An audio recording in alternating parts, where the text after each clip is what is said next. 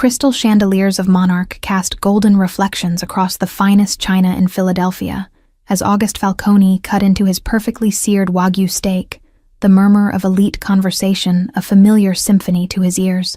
His dining companion, a politician whose loyalty was being purchased with every sip of $900 bourbon, suddenly froze mid-sentence, eyes widening at something behind August's shoulder.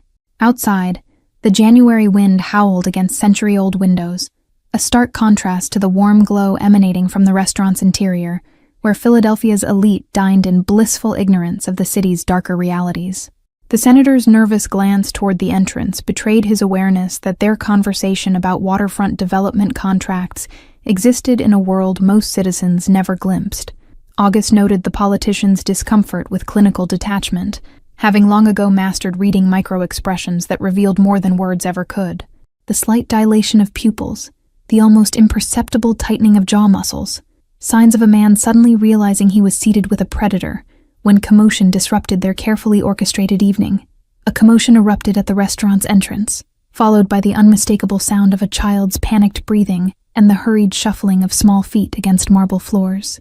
The maitre d' tried to intercept the intruder, his whispered objections dissolving into the background as August turned with calculated slowness, wine glass poised halfway to his lips. The boy couldn't have been more than 7, his clothes disheveled and face streaked with tears, hair damp with sweat and melted snow despite the frigid January night. His eyes, wide with terror and desperation, scanned the dining room with frantic intensity until they locked onto August's expressionless face. "Please, sir, you have to help," the child gasped, his small voice cracking as he stumbled forward, collapsing at the edge of August's table, tiny hands gripping the pristine white tablecloth. "They said only someone powerful could save her. They pointed to your picture in the newspaper." August's bodyguard moved forward with practiced efficiency, but August raised one hand, stopping the man in his tracks as the restaurant fell into a hushed silence. The boy's next words sent an unexpected chill down the spine of Philadelphia's most feared man, a sensation August hadn't felt in years. "They locked my mom in a freezing container. She's dying." The boy's voice broke into a sob as his small body trembled violently. "They said it's a message for someone important, that she'd be frozen solid by morning if he didn't come."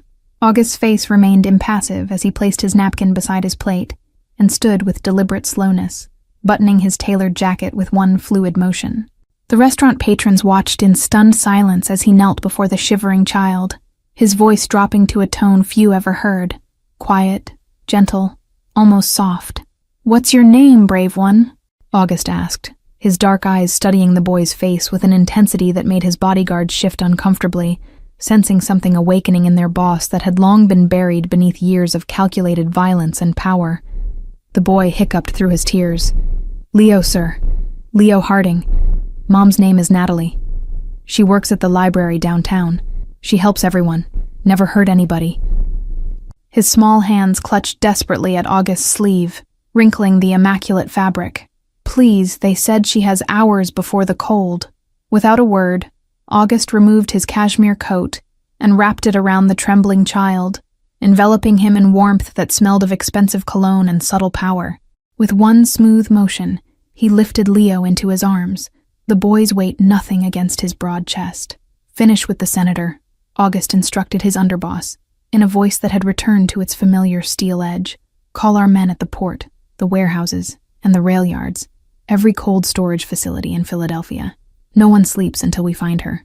August's face had transformed entirely now, the carefully controlled mask of civility replaced by something ancient and terrible. A predator awakened. The restaurant patrons averted their gaze, pretending fascination with their meals as he carried Leo through the hushed dining room.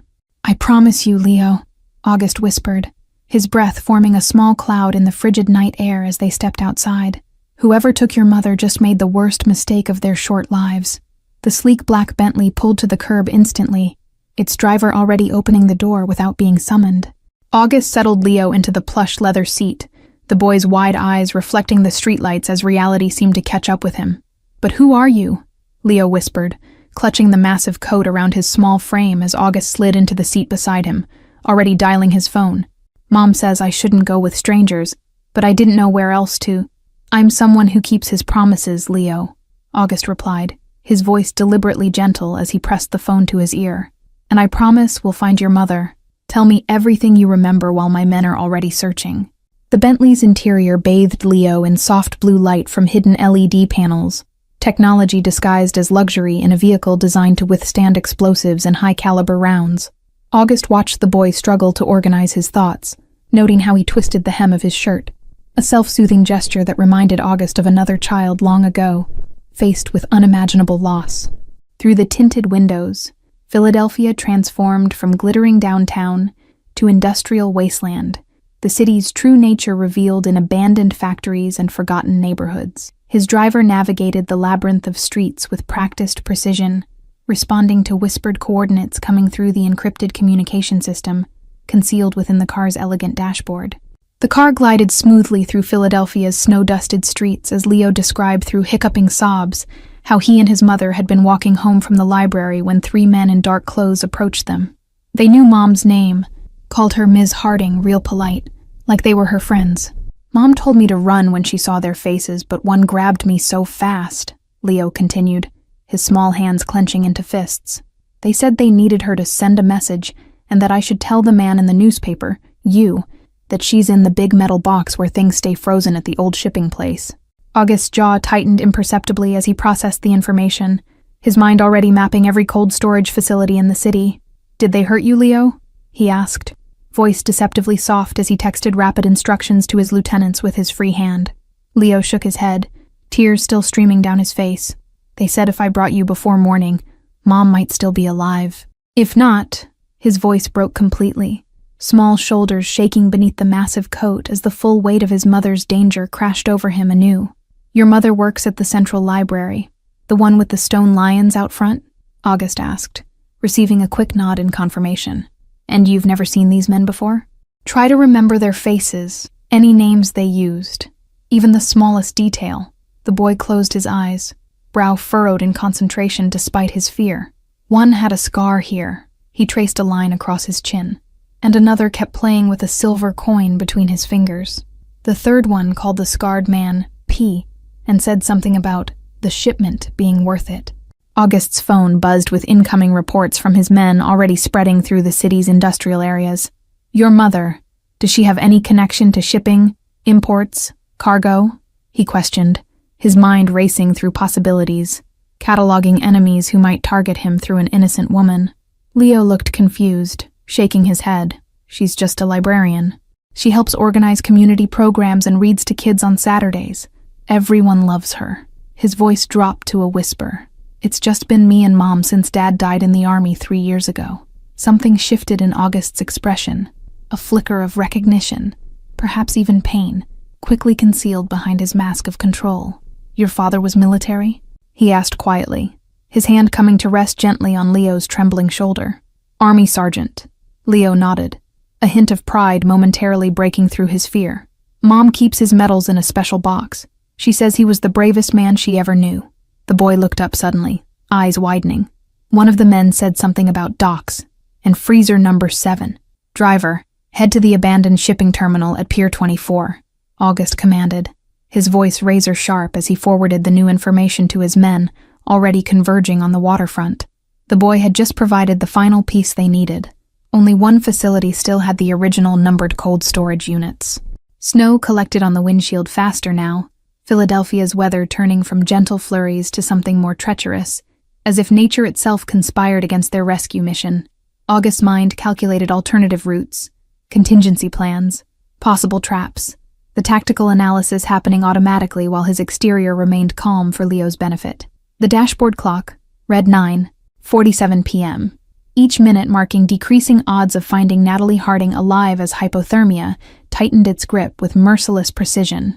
August had witnessed death by extreme cold during his military contractor days, the blue-tinged skin, the paradoxical final sensation of burning warmth, the peaceful surrender to sleep that never ended. The Bentley accelerated smoothly through the night, its headlights cutting through falling snow as Leo clutched the door handle, his other hand still buried in August's expensive coat. "Will we make it in time?" he whispered, voice small against the purring engine. August's phone lit up with a message, his eyes scanning it quickly before he turned to Leo with unexpected gentleness. My men have found signs of recent activity at an abandoned warehouse near the water, tire tracks in fresh snow, a lock cut on the gate. The waterfront materialized before them, a landscape of shadowy cranes and hulking metal buildings silhouetted against the night sky, the Delaware River a black ribbon beyond. August's men had already secured the perimeter, dark figures moving with military precision through the maze of containers. "Stay close to me, Leo," August instructed as the car stopped, his driver opening the door to the biting cold. "I need you to be brave for just a little longer. Can you do that for your mother?" His eyes locked with the boys, seeing a determination that belied his young age. The abandoned shipping terminal loomed before them, a cathedral of rust and concrete, its broken windows reflecting moonlight like jagged teeth. August lifted Leo easily, carrying him through the snow as his men converged around them, reporting in hushed, urgent tones. "The main storage building has 7 refrigeration units still intact," his security chief murmured, falling into step beside August. "Unit 7 shows signs of recent access, footprints leading in, none coming out. Thermal imaging confirms a heat signature inside, but it's faint and fading."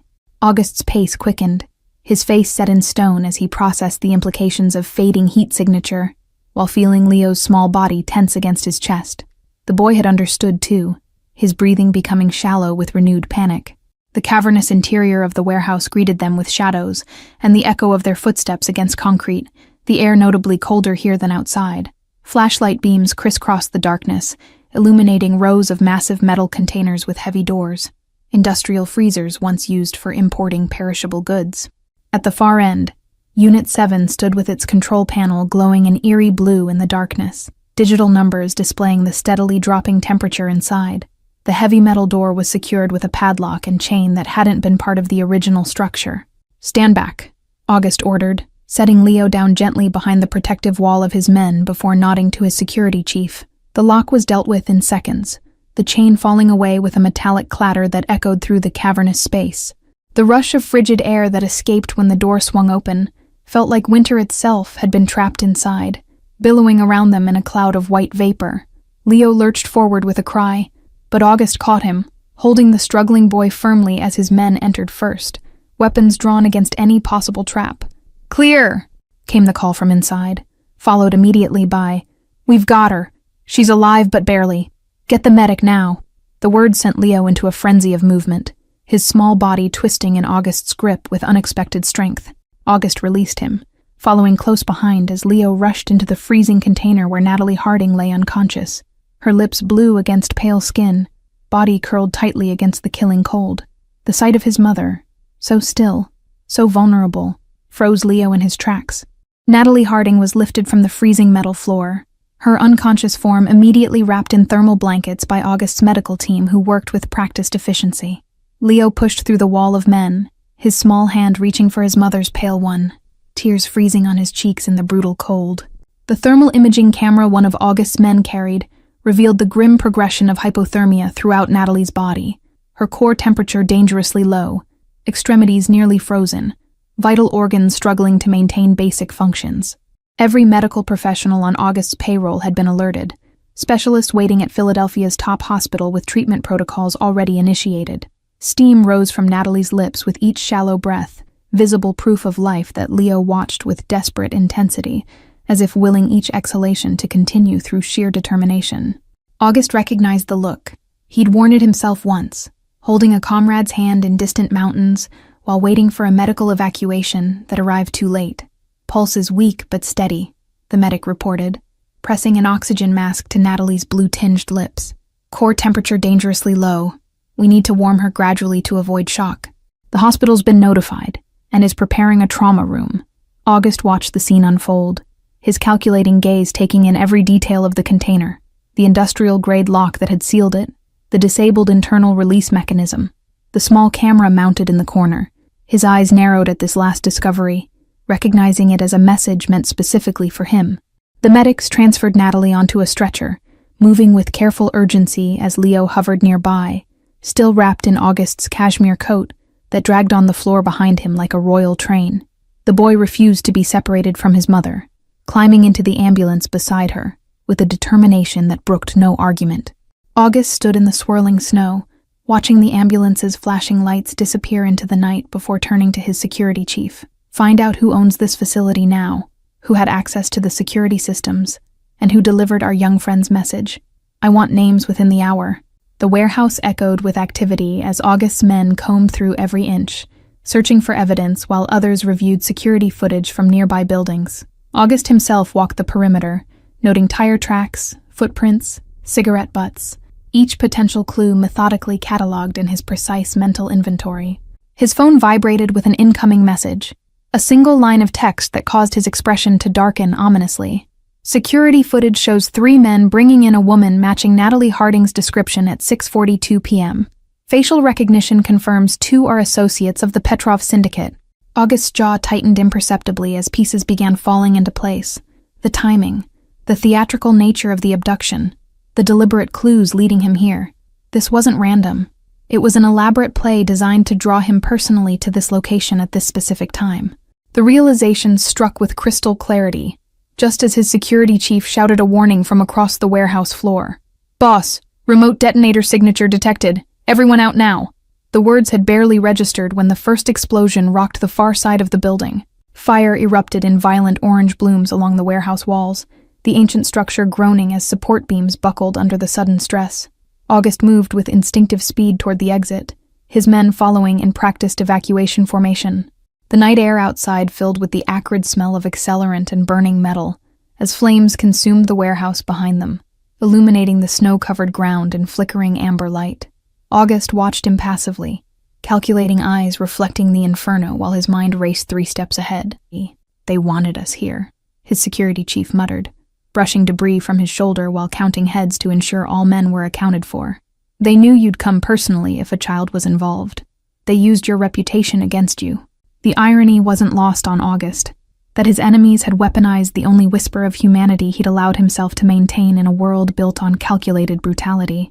The reputation he'd cultivated for years, that August Falcone honored debts, protected innocence, and adhered to a code beyond mere violence, had become the perfect mechanism for this elaborate trap. Firefighters arrived at the perimeter, their red lights casting eerie shadows across the snow-covered ground as they were held back by police officers on August's payroll. The warehouse fire would be documented as an electrical malfunction in a derelict building, another anonymous blaze in Philadelphia's industrial district that merited nothing more than a paragraph in tomorrow's newspaper. August's phone rang, an unknown number that he answered without hesitation, his voice betraying none of the cold fury building within. "Bold move," he said simply, watching the warehouse burn before him like a funeral pyre. "Not many would dare." A heavily accented voice replied, the smugness palpable even through digital distortion. "Consider this a greeting card, Mr. Falcone. The woman and child were merely the envelope. The real message is what comes next. Philadelphia has new management now." August ended the call without responding, pocketing his phone with deliberate slowness as he turned to his waiting men. "The Petrovs have made their move into our territory," he announced, voice carrying above the crackling flames. "They believe they've found our weakness." The hospital corridor gleamed under harsh fluorescent lights as August strode through automatic doors, the scent of antiseptic replacing smoke on his tailored suit.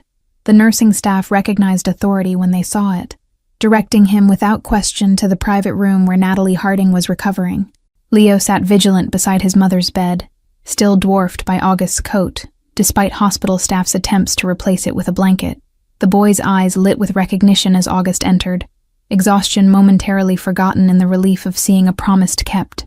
"The doctors say Mom will be okay," Leo whispered, his small hand never leaving his mother's arm where IV lines delivered warming fluids. "They said 10 more minutes in that freezer and she might have—" His voice trailed off, unable to complete the thought. Natalie Harding looked nothing like August had expected, her features delicate even against the hospital pallor, dark hair framing a face that seemed too young for motherhood. The monitors beside her bed beeped steadily, each sound confirming her gradual return from the brink. "You found her," Leo said with simple conviction, as if August's success had never been in question. "Just like you promised." The boy's unwavering faith struck August with unexpected force, stirring something long dormant beneath his carefully constructed facade. August moved closer to the bed, studying the woman whose life now unexpectedly intertwined with his. Her medical chart indicated moderate hypothermia, contusions from being forcibly taken, but no life-threatening injuries. a small mercy in an otherwise merciless situation. The men who took your mother wanted to hurt me, not her, August explained carefully, choosing words appropriate for a 7-year-old's understanding. They used you both as bait, thinking I would walk into their trap without considering the consequences. Leo's brow furrowed as he processed this information, his expression suddenly older than his years. But you came anyway, he observed quietly, even knowing it might be dangerous. Why would you help strangers when you're... The boy hesitated, clearly uncertain how to define what August was. Before August could formulate an appropriate response, Natalie's eyelids fluttered, consciousness returning in small increments as she fought through layers of sedation and lingering cold. Her first coherent sound was her son's name, fingers twitching toward him before her eyes fully opened. Leo. Her voice emerged raspy and thin, barely audible above the medical equipment's steady hum. Where? What happened? Confusion clouded her features until she registered Leo's presence, relief washing over her face before giving way to renewed fear as she noticed August standing nearby. Mom! Leo launched himself carefully against her side, mindful of the IV lines as he nestled against her shoulder. This is Mr. Falcone. He saved you from the freezer container where those bad men put you. His doctors helped warm you up and everything. Recognition flickered in Natalie's eyes, not of August personally, but of what he represented in Philadelphia. Her arm tightened protectively around Leo despite her weakness, maternal instinct overriding physical limitation as she assessed potential threats to her child. August recognized the precise moment Natalie connected his name to his reputation, watching the calculation behind her eyes, weighing gratitude against justified caution. Ms. Harding, he acknowledged with a slight nod, maintaining a respectful distance from her bed. Your son showed remarkable courage tonight. The men who took you, did they say why? August asked directly, his tone gentle but insistent, as Natalie's gaze shifted between him and Leo. Your son mentioned they used specific phrasing, referred to sending a message. I need to understand what connection they perceived. Natalie swallowed with difficulty, fingers trembling as they brushed through Leo's hair in a gesture that seemed as much to comfort herself as him. They said I was collateral in a negotiation and that Falcone would understand the stakes when he found me. You and your son will stay at my estate until this matter is resolved, August stated rather than suggested, his tone brooking no argument as he stood near the hospital room window. The Petrovs have made their intentions clear. They see you as a means to manipulate me. Natalie struggled to sit upright, color returning to her face in the form of indignant flush. We're not staying with a complete stranger, especially not one with your... She trailed off, glancing meaningfully at Leo. We have a home, a life that doesn't involve whatever this is. August's expression remained impassive as he turned from the window, moonlight silhouetting his imposing figure. The men who took you know where you live, where Leo goes to school, and likely every detail of your routine. Your home is no longer safe. The silence that followed was heavy with implication, broken only by the steady beeping of medical monitors and Leo's soft breathing as exhaustion finally claimed him. Natalie's protective arm remained around her sleeping son, her eyes never leaving August's face as she processed their new reality. Why would you protect us? She finally asked, voice stronger now as her body temperature normalized. We're nothing to you, certainly not worth making enemies over. There must be some angle I'm missing here. Her directness surprised August. Most people cowered before him rather than questioning his motives. August studied her for a long moment, appreciating her perception and courage despite their circumstances. Your son mentioned his father was Army Sergeant Paul Harding, 3rd Battalion, 187th Infantry Regiment. He died during a classified operation in Kandahar Province 3 years ago. Outside the hospital window, dawn painted Philadelphia's skyline in watercolor hues of pink and gold, a beautiful backdrop to the ugliness of what Natalie was learning about her husband's final mission. The truth August possessed was incomplete, deliberately so, but contained enough classified details to confirm his connection to Paul without revealing the operation's true purpose. The steady rhythm of medical monitors provided percussion to their conversation, a reminder of how close Natalie had come to death in that container. August watched her processing the revelation, noting how she unconsciously mirrored her son's earlier gesture, fingers twisting the edge of her hospital blanket, as she incorporated this new reality into her understanding of Paul's sacrifice. Natalie's sharp intake of breath confirmed his information, her fingers instinctively tightening around Leo's shoulder. How could you possibly know that level of detail? She whispered, new wariness entering her expression.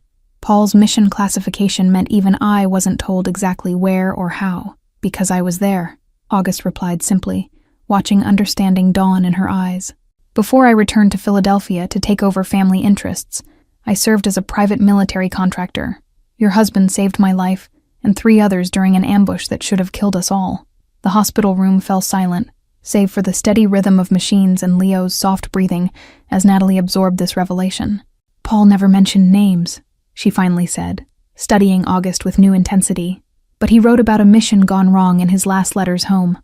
August moved closer to the bed, his customary intimidating presence softened by the context of their conversation. I made a promise to him as he died, that if his family ever needed anything, I would be there. I've had someone watching over you and Leo from a distance these past 3 years. Natalie's eyes widened, pieces suddenly falling into place.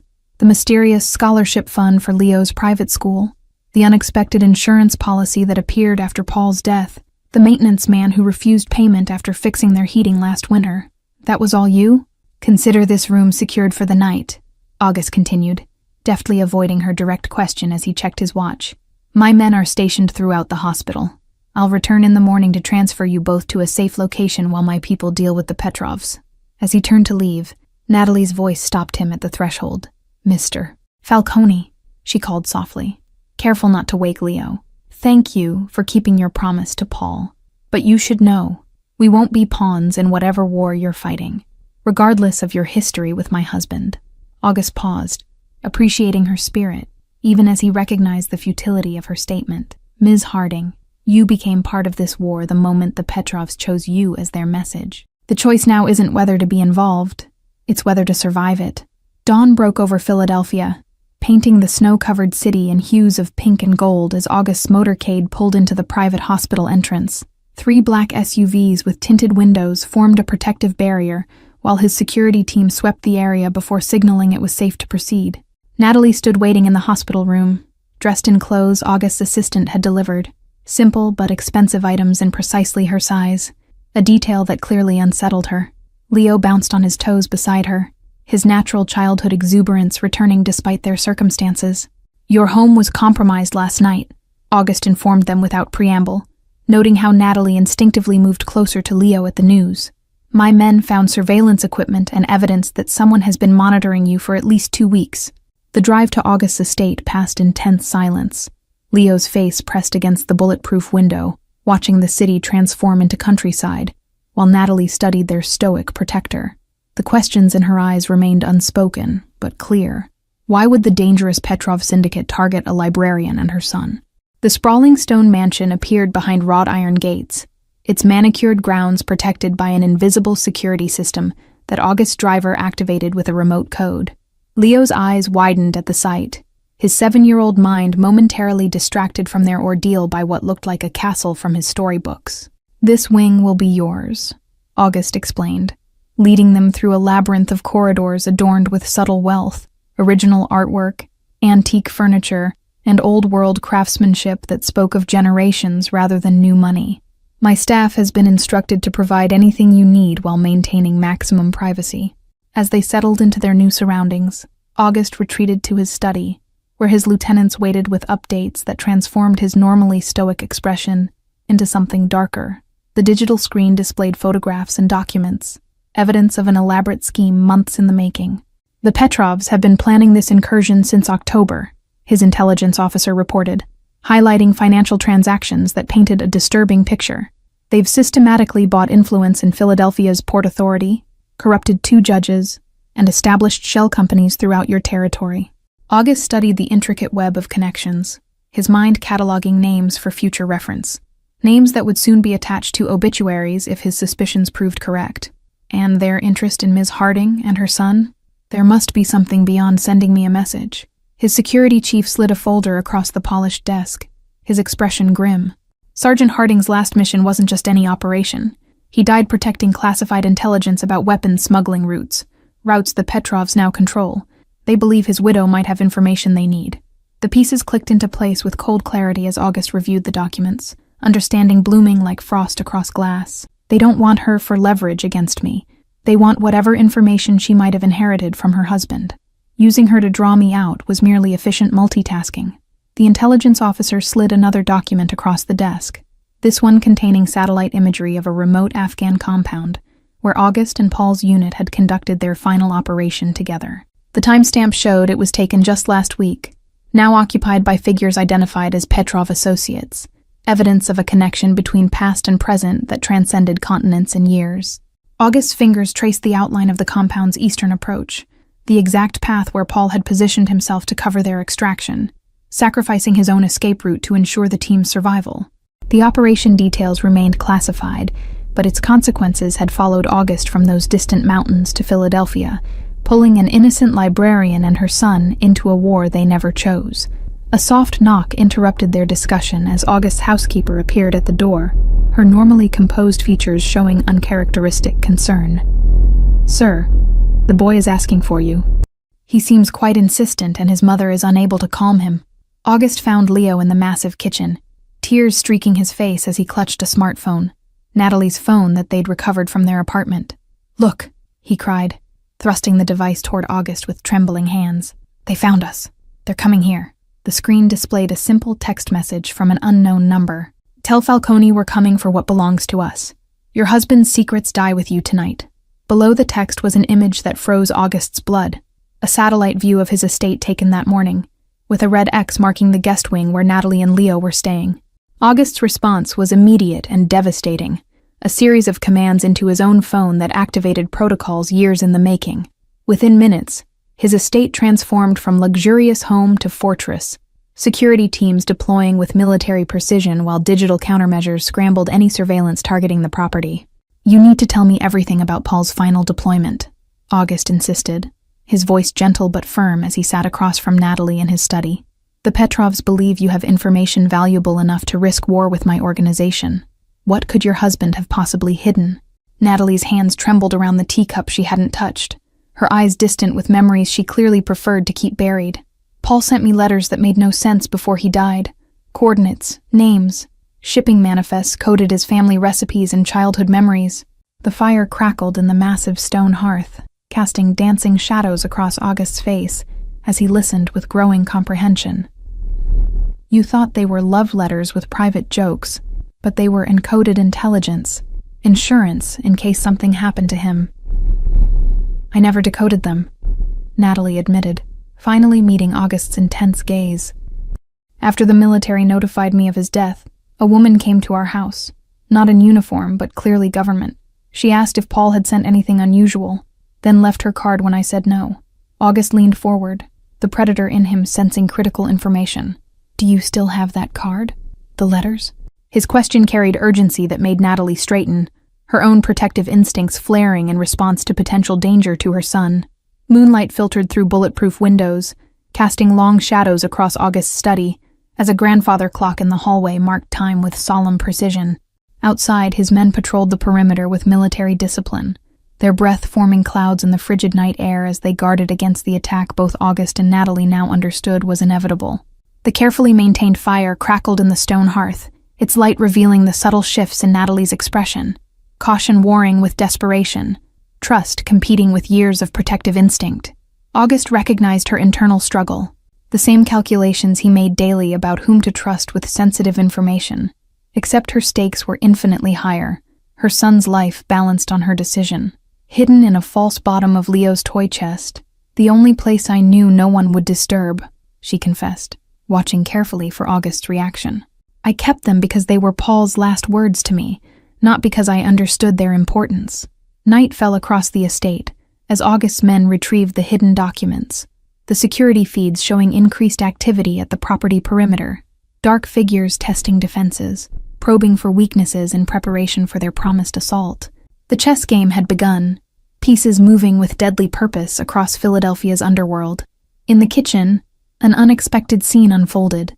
Leo perched on a counter stool watching in fascination as August himself prepared hot chocolate, the domestic activity incongruous with the man's dangerous reputation. "My mother used to make this when I couldn't sleep," August explained, the rare personal revelation surprising even himself. "Were you scared a lot as a kid?" Leo asked with childish directness, accepting the steaming mug with both hands. "Mom says being brave doesn't mean you're never afraid. It means doing what's right even when you're scared." August considered the question with unexpected seriousness, something about the boy's earnest expression demanding honesty rather than platitudes. I was scared often, but learned to hide it. Your mother sounds wise. Her definition of bravery is better than most.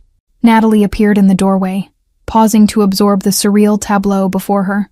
Philadelphia's most feared man teaching her son how to make the perfect whipped cream swirl atop hot chocolate.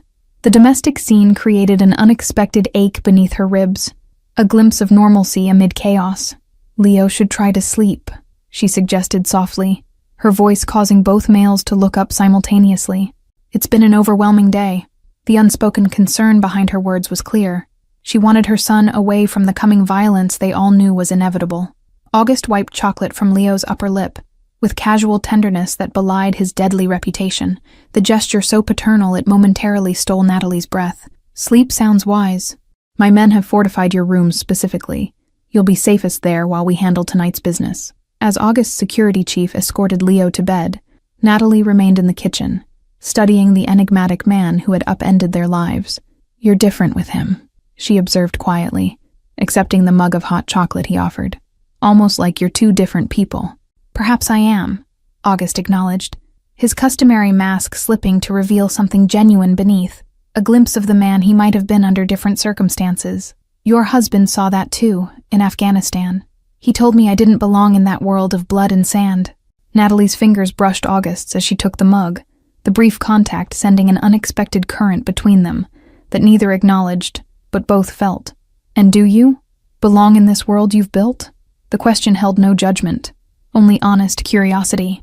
The attack came at midnight, coordinated, professional, and utterly futile against August's preparations. The Petrov forces found themselves outmaneuvered at every turn, their carefully planned assault dismantled with surgical precision by August's superior intelligence and resources. From the secure room where she and Leo sheltered, Natalie watched on monitors as August moved through his territory with lethal grace, less a businessman defending property than a warrior protecting his domain. The contrast between this predator and the man who had made her son hot chocolate hours earlier was jarring, yet somehow made perfect sense. Dawn broke over the estate, painting the snow-covered grounds crimson and gold as August's men completed their sweep, confirming what their leader already knew. The threat had been neutralized, the Petrov forces decimated beyond recovery. Philadelphia's balance of power had been decisively restored. August found Natalie standing at the window of the secure room, her silhouette outlined by morning light as Leo still slept peacefully on the makeshift bed behind her. It's over, he stated simply, maintaining a respectful distance as she turned to face him. Is it ever truly over in your world? Natalie asked without accusation, just honest inquiry from someone thrust unexpectedly into a reality she never chose. Or does victory just delay the next battle until someone finally wins the war? August considered her question with the seriousness it deserved, appreciating her perception and courage despite circumstances that would have broken most people. The Petrovs have been eliminated as a threat. The coded information your husband sent you has been secured and will be delivered to the proper authorities. Natalie's gaze remained steady as she processed this information, her thoughts clearly on what came next for her and Leo. So we're free to return to our lives, pretend none of this happened and go back to story hour at the library and second-grade spelling tests? You could, August acknowledged, moving to stand beside her at the window, both watching the sunrise in momentary silence. Or you could accept a different option, one that provides security for Leo's future while honoring the promise I made to your husband. The question hung between them, unspoken but palpable in the morning light streaming through bulletproof glass. August continued with uncharacteristic hesitation. My organization's legitimate businesses include a foundation for veterans' families. It needs a director with both personal understanding and administrative skill. Leo stirred behind them, sitting up with tousled hair and sleepy eyes that brightened at the sight of August. Are the bad guys gone? He asked simply, childhood resilience allowing him to process trauma with surprising adaptability. Can we have pancakes for breakfast? The moment broke whatever tension had built between the adults, Natalie's soft laugh joining August's deeper chuckle in unexpected harmony. Pancakes sound like an excellent victory celebration, August agreed, extending his hand to Leo, who took it without hesitation. In the massive kitchen that had become their unlikely sanctuary, August surprised them both with expert pancake flipping skills, explaining that cooking had been his mother's passion before illness took her. She believed families should gather around food, even when business kept my father away. Natalie watched him with new understanding, seeing layers beneath the dangerous exterior. The boy who lost his mother, the soldier who served with her husband, the man who kept promises even when they crossed worlds. Paul would have liked seeing you like this, she said softly, accepting the plate he offered. I've had my legal team prepare options for you, August explained as they finished breakfast, his tone carefully neutral. A new home in a secure location, educational trust for Leo, and the foundation position if you want it. No obligations, no expectations, just fulfilling my promise. Leo looked between the adults with a child's perception for undercurrents, his fork pausing midway to his mouth. Are we staying with Mr. Falcone? I like it here. His pancakes are better than yours, Mom. His innocent observation carried implications that brought color to Natalie's cheeks. Your mother needs time to decide what's best for both of you, August replied diplomatically, though something in his expression suggested the boy's directness had struck a chord. My home is open to you for as long as you need while you consider your options. Natalie studied August across the breakfast table, seeing the complexity of the man Paul had deemed worthy of a deathbed promise. Dangerous yet honorable, ruthless yet kind, a contradiction embodied in the way he cut Leo's pancakes into perfect triangles, while simultaneously directing the cleanup of last night's violence through discreet messages on his phone. Maybe we could stay through the weekend, she suggested cautiously, watching hope bloom in Leo's eyes, and something equally powerful but more controlled in August's. Get to know more about the foundation, see if it would be a good fit for us. August's smile transformed his face from intimidating to handsome, years seeming to fall away as he nodded agreement. The weekend is just the beginning, he replied, the words carrying weight beyond their simple meaning. I believe your husband would approve of whatever makes you and Leo safe and happy. The morning sun streamed through tall windows, illuminating three unlikely companions sharing breakfast after surviving darkness together. A boy who showed extraordinary courage, a woman discovering unexpected strength, and a man whose carefully constructed world had been irrevocably changed by a child's desperate plea. Sometimes family finds you in the most unexpected ways, August observed quietly, as Leo ran to the window to watch deer crossing the snowy lawn. Paul saved me in Afghanistan, and now his son has saved me in ways I didn't know I needed. Thank you all for following this story. If you enjoyed it, please write in the comments where in the world you're watching from, and don't forget to like, subscribe, and share this video, as your support is crucial for me to continue creating content here.